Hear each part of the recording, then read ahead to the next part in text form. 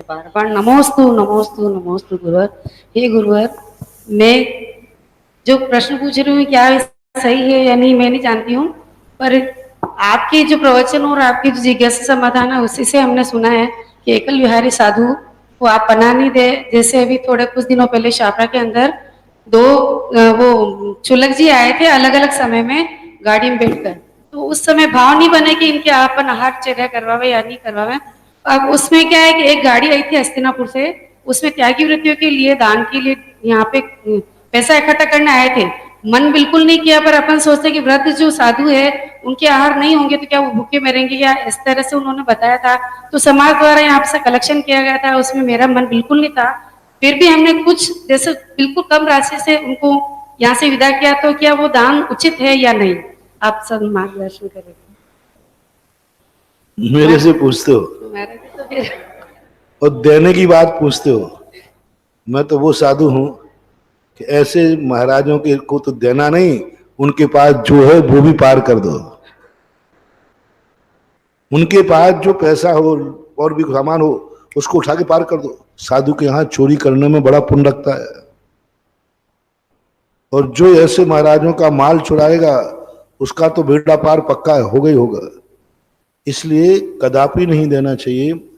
8वीं प्रतिमा से ही गाड़ी में बैठना उचित नहीं है, क्योंकि आरंभ का त्याग हो गया। आरंभ का त्याग का अर्थ ही होता है इन सबका त्याग। आरंभ का त्यागी व्यक्ति खेती किसानी नहीं करता, क्योंकि उसमें हल चलाना पड़ता है, ट्रैक्टर चलाना पड़ता है, रोटी पानी नहीं बनाता स्वयं भी, क्योंकि आरंभ करना पड़ता है। तो फिर भी क्षम्य कर दिया जाता है कि चलो अभी 8वीं प्रतिमा है, और यहां तो क्षुल्लक पिछी लेकर के गाड़ी में बैठ रहा है, कदापि संभव नहीं।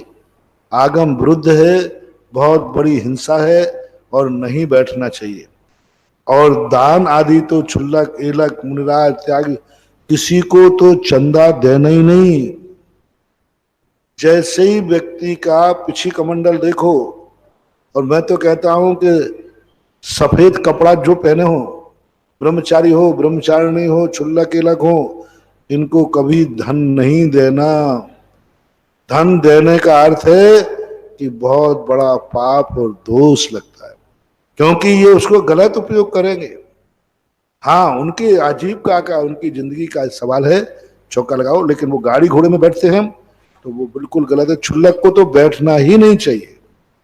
यदि मान लो चलने की क्षमता नहीं है तो एक स्थान पर समाधि लेवे, तीर्थ क्षेत्रों पर रहे। अरे जवान क्षुल्लक गाड़ियों में घूम रहे, बूढ़े तो छोड़ो। तो ये दुर्भाग्य है, कदापि नहीं, आगम सम्मत तो नहीं है। और दान देना बहुत बड़ा दोष है, वो दान ही नहीं है, वो तो पाप है।